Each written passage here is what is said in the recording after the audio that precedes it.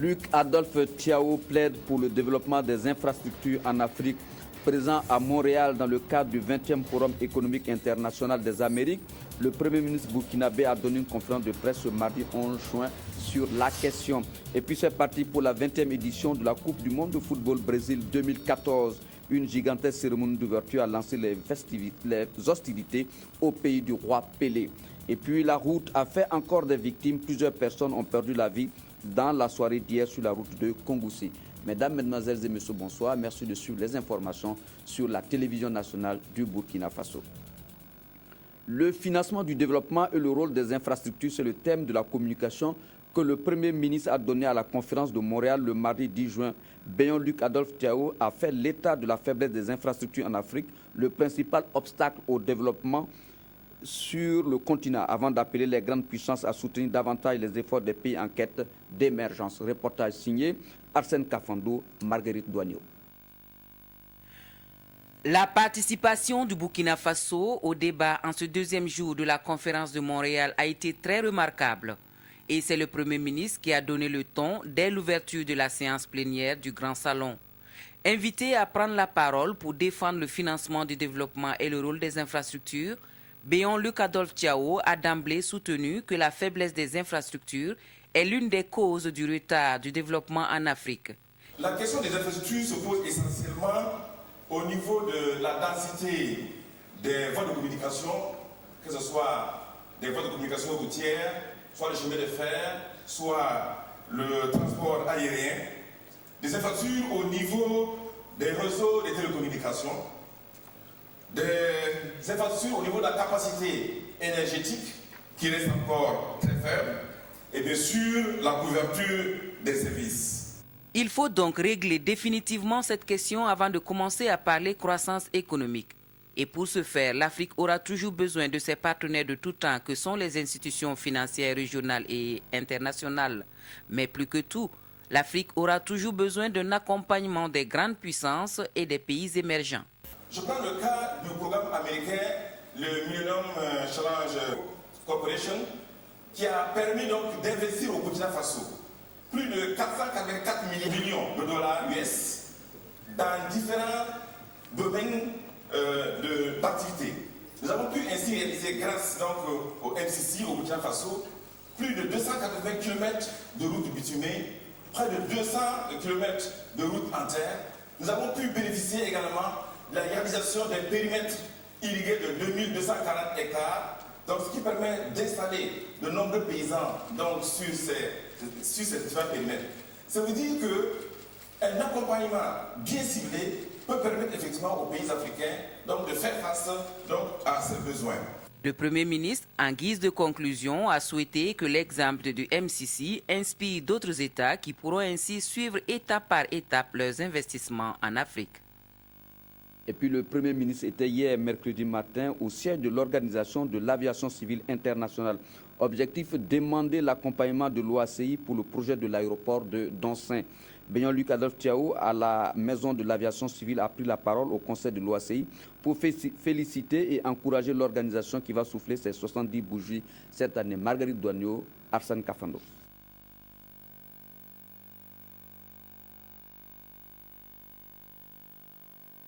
Entre deux plénières, la délégation du Premier ministre a pu se rendre ce mercredi matin au siège de l'Organisation de l'Aviation Civile Internationale pour une visite.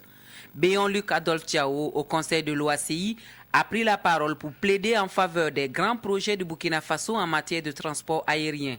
Le chef du gouvernement burkinabé a aussi encouragé au nom du président du Faso l'OACI pour la contribution du secteur de l'aviation civile à l'économie des pays. Votre industrie contribue d'ores et déjà à plus de 58 millions d'emplois dans le monde, soit au moins 2,4 millions de dollars US de masse salariale, ce qui représente environ 3,4% du produit intérieur brut de l'économie mondiale. Vous contribuez actuellement au déplacement de plus de 3,1 milliards de passagers. En 2012, vous avez facilité le convoyage de 49,2 millions de tonnes de fret et évalué à 6,4 trillions de dollars US. Et pour le ministre des Transports, cette visite est une aubaine pour demander plus d'accompagnement de l'OACI pour le projet de l'aéroport international de Doncin. Nous avons approché l'OACI, nous avons demandé le soutien de l'ASECNA et l'ensemble donc de ces institutions ont bien voulu nous accompagner, ont bien voulu nous envoyer des experts qui nous aident à analyser les dossiers, qui nous soutiennent donc dans les discussions avec les différents partenaires. Et ce que nous demandons, c'est une meilleure implication au moment donc de la phase de négociation des contrats pour nous permettre donc de tirer le meilleur profit de cette nouvelle infrastructure qui sera réalisée au bénéfice donc du transport aérien au Burkina Faso. L'OACI est l'un des partenaires principaux du Burkina Faso pour le projet de l'aéroport international de Doncin. Aussi, la visite de ce matin à Montréal devra-t-elle peser lourd sur la balance pour la suite de ce partenariat? Vous suivez les matchs de la Coupe du monde de football grâce au partenariat entre la RTB et la Loterie nationale du Burkina Faso. Madame Amélie Tamboura, au micro de Zalissa Sanfo, donne les motivations de la nationale des Jeux.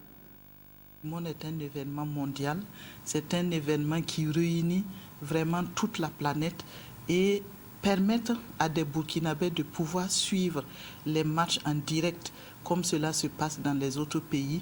Je crois que c'est tout à fait normal et nous avons voulu accompagner donc la RTB pour permettre justement à ces millions de téléspectateurs burkinabés de suivre ces matchs-là en direct. Non seulement nous permettons à la RTB de diffuser les matchs, mais nous pensons aussi à ceux-là qui peut-être n'ont pas de téléviseur chez eux et qui, ou pour d'autres raisons, parce que vous savez que la Coupe du Monde, c'est la convivialité. Les gens préfèrent se retrouver ensemble pour pouvoir commenter les matchs et nous avons pensé aussi à ce public-là qui préfère suivre ça en grand nombre et c'est pour ça que nous avons donc aussi accepté donc de prendre part à ce village pour la Coupe du Monde qui a été organisée par la RTB. L'entrée, elle est gratuite, elle n'est pas conditionnée par un ticket, encore moins par un ticket donc, de la loterie et de la LONAVE. Au lieu de pronostiquer, vraiment pour moi c'est un souhait et je pense que nous pouvons vraiment nous permettre de rêver pour voir en tout cas une équipe africaine arriver à la finale et même la remporter. Au nom donc de l'ensemble du personnel de la Loterie nationale et à mon nom propre, je voudrais saisir l'occasion qui m'est donnée, souhaiter une bonne Coupe du Monde à tous les Burkinabés. Et puis le président de la Commission électorale nationale indépendante chez le chef de file de l'opposition, Barthélemy Kéré et Zéphirin Diabré, ont échangé sur les préparatifs des élections présidentielles de 2015. Reportage de Bachirou Doussa et de Bouma Ernest Nébier. À l'issue de cette rencontre qui s'est déroulée à huis clos, le président de la CENI a confié à la presse qu'il est venu informer le chef de file de l'opposition burkinabé de l'état d'avancement des préparatifs de l'élection présidentielle de 2015 et recueillir ses recommandations. Il est tout à fait normal que je vienne faire le point au chef de file de l'opposition. Je le ferai aussi avec la majorité sur la situation globale et puis les perspectives qu'il y a par rapport à ces questions-là. Nous donnons donc ces différents éléments pour permettre donc à l'opposition comme à la majorité de suivre le travail que nous faisons au niveau de la CENI. Aujourd'hui, on est à 573 000 et quelques enregistrements pour les communes rurales et urbaines autres que Ouaga et Bobo. La principale difficulté reste l'engagement de la classe politique à notre côté pour que la sensibilisation soit la plus grande possible pour que le maximum de Burkinabés puissent effectivement s'engager dans cette mise à jour du fichier. Ceux qui ne sont pas encore enregistrés, qu'ils viennent le faire, de manière à ce que tous puissent effectivement donner leur mot sur la gestion de la chose publique. Une remarque que le chef de file de l'opposition dit prendre en compte, car son souhait est que tous les Burkinabés en âge de voter puissent se faire enrôler. On va prendre en compte donc ces remarques-là et on va voir comment pour la suite de l'opération, chacun au niveau des partis politiques qui ont déjà fait des efforts en appelant leurs militants et leurs sympathisants, parfois de manière anonyme, parce que vous, ce qui vous intéresse, c'est lorsque c'est fait de manière publique, alors que les canaux de communication entre les chefs de parti et les sympathisants et les militants, ce n'est pas forcément de manière publique. On a des structures. Et à travers ces structures-là, on peut faire toucher le maximum. Et c'est peut-être parce qu'on a fait ce travail-là qu'on a quand même eu les résultats que l'on a pu avoir là. Mais toute chose est perfectible. Et s'il faut faire mieux, nous sommes bien entendu disposés, puisque c'est pour le bien commun. Notre souhait est que le maximum de Burkinabés puissent être pris en charge de listes électorales et disposer de leur carte d'électeur. Et si on a ça en perspective, ça veut dire qu'il y a sans doute encore des efforts à fournir. Et nous sommes prêts, en tant qu'opposition, à faire en sorte que les éventuelles difficultés que cela pourrait poser là soient rapidement levées. Les deux hommes se sont réjouis du franc-parler qui a prévalu au cours de leur entretien et chacun a promis d'œuvrer pour la réussite de la présidentielle de 2015. Bientôt, vous pourrez payer vos factures d'électricité à travers le réseau de téléphonie mobile Airtel. Au cours d'une conférence de presse, les responsables des deux sociétés ont présenté le nouveau produit. C'était en présence également de Zid Diarra et de Yolande Lompo.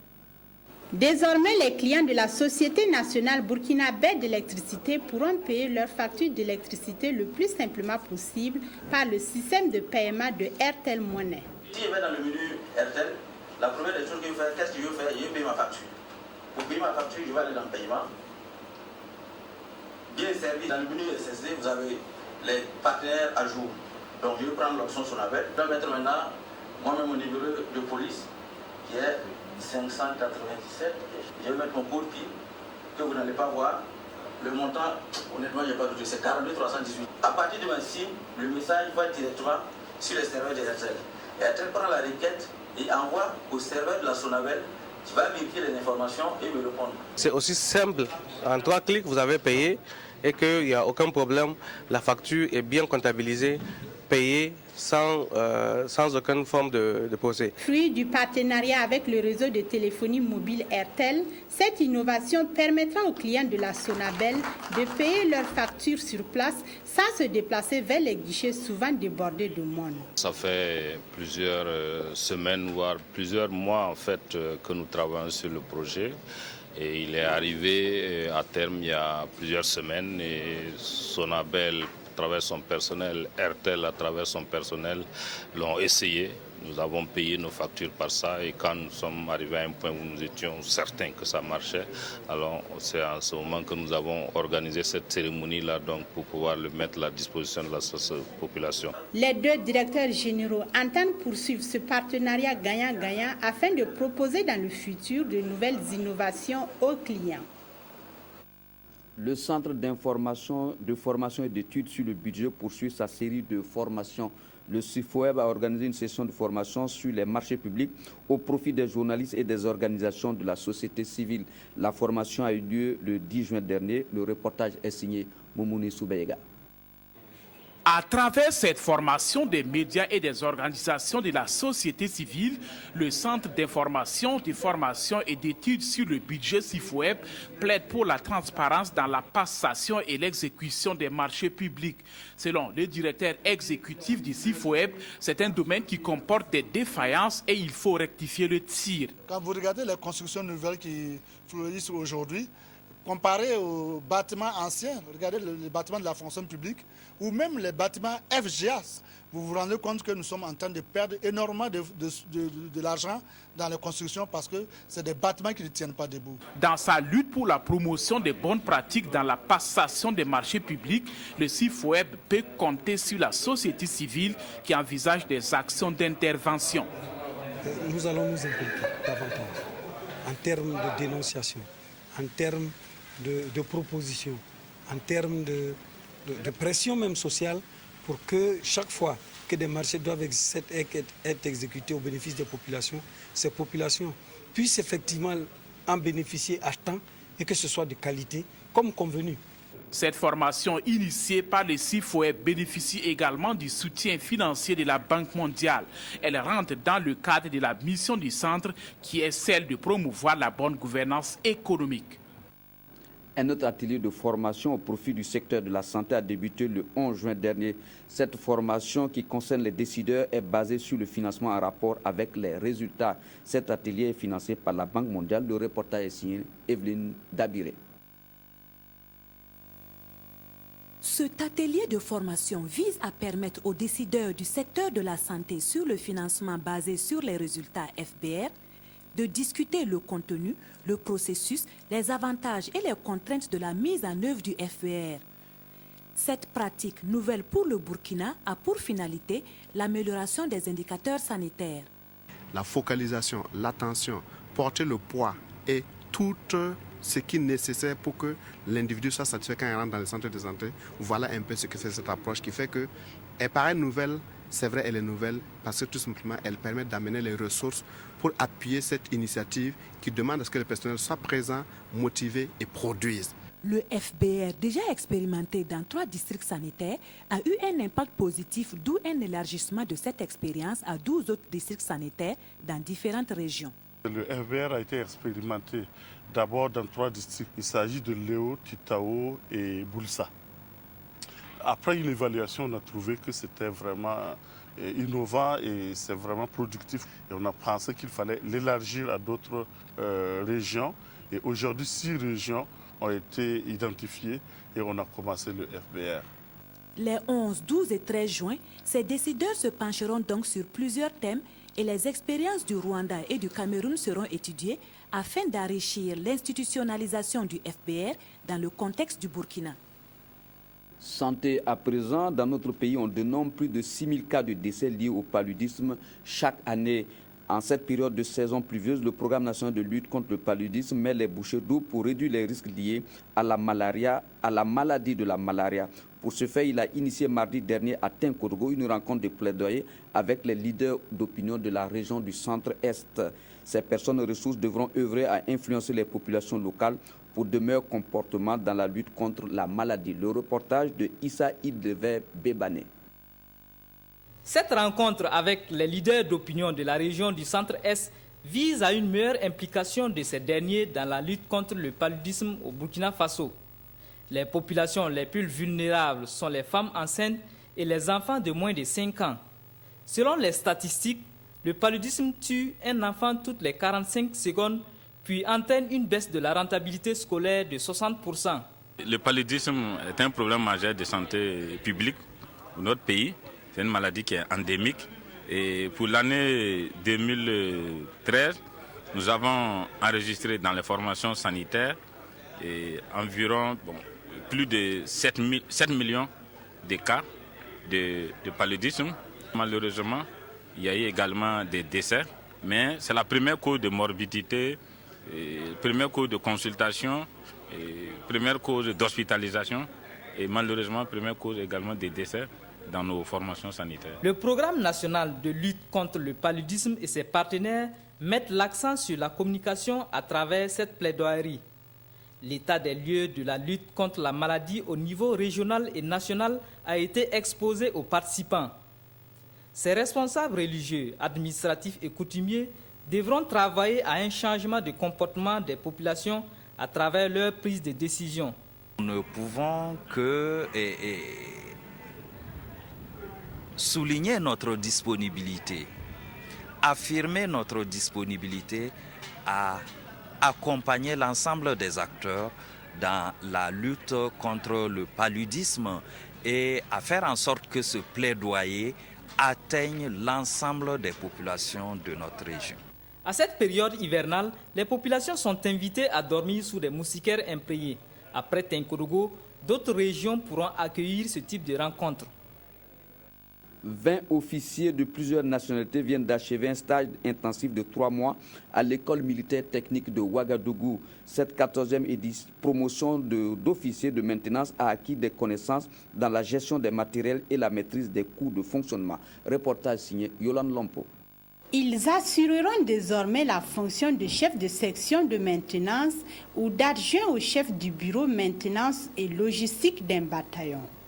Formés en 12 semaines à l'école militaire technique de Ouagadougou EMTO, ces stagiaires ont été jugés aptes à occuper cet emploi d'experts au sein de leur formation. C'est une fonction très importante dans le soutien des unités lorsqu'elles sont engagées sur des théâtres d'opération et notamment dans cette période où nos unités sont engagés à travers certains pays pour les opérations de soutien à la paix. Nous avons des moyens qui s'étalent donc de 10 à 17. Et donc pour le stage qui vient de s'achever, environ 400 heures de cours. Vous convenez avec moi que c'est un stage intensif et ce sont des experts que nous venons de former, une vingtaine, au profit donc de 15 pays africains. 251 officiers sont diplômés de l'EMTO depuis 2000 et pour le major de la promotion qui est de nationalité béninoise, cette formation leur a permis d'acquérir des connaissances techniques dans la gestion des matériels et la maîtrise des coûts de financement. Un stage que nous avons terminé avec satisfaction. Je tiens à dire que l'école militaire technique de Ouagadougou est un véritable pôle d'excellence qui contribue à former des cadres de référence, des cadres de qualité pour une Afrique prospère. L'Union européenne et la CEDEAO contribuent de façon significative à faire de cette école un centre d'excellence. Ouverture le 10 juin dernier à Ouagadougou d'un atelier de restitution des indicateurs UNESCO de la culture pour le développement. Ces indicateurs permettront aux participants de mieux comprendre et de démontrer chiffres à l'appui la contribution de la culture au développement économique et social et humain du Burkina Faso. Le reportage est signé Yolande Lompo. Les indicateurs UNESCO de la culture pour le développement UICD sont un nouvel outil statistique d'information et d'analyse permettant d'évaluer la contribution de la culture au processus de développement. Et la présente rencontre a pour but de présenter les résultats des travaux sur les UICD afin de renforcer l'efficacité des politiques publiques. Aujourd'hui, nous venons avec des arguments plus scientifiques, plus fiables, avec des statistiques fiables pour le prouver et ça nous permettra de mieux positionner la culture comme secteur porteur qui puisse véritablement contribuer non seulement au développement, mais par ricochet, contribuer à la lutte contre le chômage, contribuer donc à pourvoir des emplois, contribuer également à apporter sa contribution à la balance commerciale. Vous savez que par exemple, rien que les exportations des objets d'art, c'est pratiquement des milliards de francs CFA que cela rapporte à notre pays. Mais tout cela a besoin d'être scientifiquement démontré. Il faudra également qu'on ait des indicateurs qui nous permettent de dire quelle est la contribution de la culture au produit intérieur brut du Burkina Faso. La mise en œuvre des indicateurs UNESCO entamée depuis 2013 s'est achevée en 2014 et sur les 22 indicateurs, seulement 19 ont pu être construits et ce grâce à la contribution de l'Institut national de la statistique et de la démographie. Retour aux sources pour certaines populations du nord du Burkina Faso. Le week-end dernier, ils étaient des centaines à faire le déplacement de Pobé Mengao pour découvrir l'histoire de leurs ancêtres. En cours d'histoire et découverte, les pèlerins venus de tout le pays sont allés à Cissé, à une dizaine de kilomètres de Pobé Mengao, pour visiter les grottes qui servaient d'habitation à leurs ancêtres. Le reportage porte la griffe de Zalissa Sanfo. C'est ici, à Cissé, à une dizaine de kilomètres de Pobé Mengao, dans ce paysage pittoresque, que tout serait parti pour les peuples Kurumba du Burkina. Leur ancêtre, un certain Berba, vivait dans ces grottes. Selon la légende, il aurait fait la rencontre avec des Nyonyonsi, un peuple mystique venu du ciel, pour former avec eux le peuple Kurumba. Il habitait ici. Dans ces temps, il y a eu un événement d'un bruit violent qui s'est apparu à l'est, jusqu'en où vous voyez. Ils sont allés découvrir qu'il y a des humains qui vivaient dans cette maisonnette en métallique. Je dis bien en métallique, une maisonnette en fer. Alors en ouvrant cette maisonnette, qu'on a donné le nom de Lobayiri, aujourd'hui qui est appelé Lorum à quelque part. C'est de cette localité que les Nyonyonsi se sont déployés un peu partout au Burkina pour jouer le rôle de chef de terre. Ce samedi, ils reviennent sur les pas de leurs ancêtres. Dans ces lieux, il est formellement interdit de parler la langue maori. C'est donc une occasion pour bon nombre d'entre eux d'essayer le foulé, la langue locale est le premier instrument de communication et de divination de leurs ancêtres. Un retour aux sources, salué par tous. Il y a beaucoup de Tigisiga. C'est une question de famille et de tradition. Nous ne pouvons pas nous dérober de cette charge et de cette considération. Nous serons toujours du côté des organisateurs de cette manifestation à chaque fois qu'ils auront besoin de nous. Après cette visite de terrain, les pèlerins se sont retrouvés à Pobé Mengao pour un grand rassemblement. Rassemblement au cours duquel les intervenants ont loué cette initiative culturelle et exhorté les jeunes à s'intéresser davantage à l'histoire. Venir en aide à l'orphelinat de Lumbila et aux sapeurs-pompiers, tel était l'objectif d'un gala caritatif organisé la semaine dernière par la Fondation Alliance Co pour la paix et la solidarité. Placé sous le patronat du président de l'Assemblée nationale de la Côte d'Ivoire, M. Guillaume Kibafori-Soro, le gala a permis de récolter en une soirée plus de 7 millions de francs CFA. Le reportage de Évariste Kombari. Une soirée feutrée pour une cause noble. Nous sommes au gala caritatif initié par la Fondation Alliance Co pour la paix et la solidarité, dont l'objectif était de collecter des fonds pour soutenir l'orphelinat de Lumbila et offrir une ambulance aux sapeurs-pompiers. Invités de marque, convives, stars du football africain, hommes politiques sont présents et ont laissé parler leur cœur. Le patron de la cérémonie, Guillaume Soro, a dépêché un représentant qui a remis 2 millions de francs CFA. Je suis parmi vous pour vous apporter notre modeste contribution. Parce qu'un événement comme ça ne peut avoir lieu que s'il y a la paix. Je souhaite plein succès à cette fondation qui, malgré les difficultés, a réussi à organiser cet événement. La soirée de gala a permis de récolter sur place environ 7 millions de francs CFA. Dès qu'on offre l'ambulance aux sapeurs-pompiers et les vivres à la fin de Lumbila, on va attaquer déjà le projet de l'année prochaine parce que l'année prochaine, on veut vraiment offrir une école de ces classes.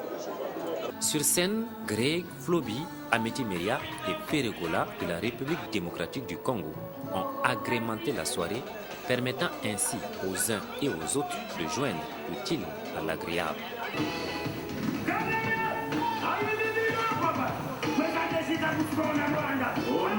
Je crois que c'est la réussite totale et aujourd'hui il faut féliciter la personne qui a l'initiative de faire ça. Je dirais encore une fois de plus, merci à tous les gens de Ouagadougou, merci au Burkinabé et je crois que l'Afrique c'est ça. Donnons-nous la main pour que l'Afrique soit encore plus forte. Pari réussi pour la Fondation Alliance Co pour la paix et la solidarité. Les donateurs, quant à eux, peuvent être fiers car leurs dons permettront de sauver des vies et à des dizaines d'enfants de grandir. Hier soir, aux environs de 18h à Woussé, localité située à 30 km de Kongoussi, s'est produit un accident de la circulation. Le bilan est lourd, on dénomme 10 morts et 8 blessés. Le compte-rendu est signé Adama Guiti, Claudine Bikaba. La route a encore fait des victimes. Un accident mortel s'est produit sur l'axe Kongoussi-Dibo, plus précisément dans le village de Woussé, à 30 km de Kongoussi. Ce matin, nous sommes allés faire le constat de cet incident malheureux qui a causé la mort de 10 personnes. Hier, nous étions arrêtés et nous avons vu le véhicule qui est venu nous dépasser. Lorsqu'il est arrivé au niveau du pont, il est tombé dans l'eau. Il y a eu 10 morts. C'est la route qui n'est pas bonne. Nous demandons à Madame le Haut-Commissaire de nous aider à ce défi. Quand nous avions eu l'information, comme c'était vraiment très grave, et tout le staff provincial s'est déporté au lieu de l'accident. Et ce que nous avons quand même vu était déplorable. Ce sont des élèves de l'école franco-arabe de Bourzanga qui étaient venus à Kongoussi pour les épreuves du certificat. C'est de retour maintenant qu'il y a eu quand même cet accident mortel que nous déplorons tous. Madame le Haut-Commissaire lance un cri de cœur aux conducteurs de véhicules. À entendre les gens parler, c'est un excès de vitesse. Un excès de vitesse et l'état de la route Le conducteur s'est arrêté au village de Houssé, déposer des gens. Et quand il a voulu démarrer, il a démarré en trompe. Il a dû perdre le contrôle au niveau du pont et ça a percuté le pont. Il s'est retrouvé dans l'eau. Ce que nous voulons demander à la population, à tous les conducteurs de véhicules, d'observer la prudence à tous les nouveaux. Même si les voies sont souvent endommagées, force est de reconnaître que la négligence et le non-respect du code de la route sont souvent cause d'accidents. Tous les usagers de la route sont donc interpellés. Ainsi se referme votre journal. Merci de l'avoir suivi. Je vous retrouve demain à 21h pour d'autres actualités. Merci, au revoir et à demain.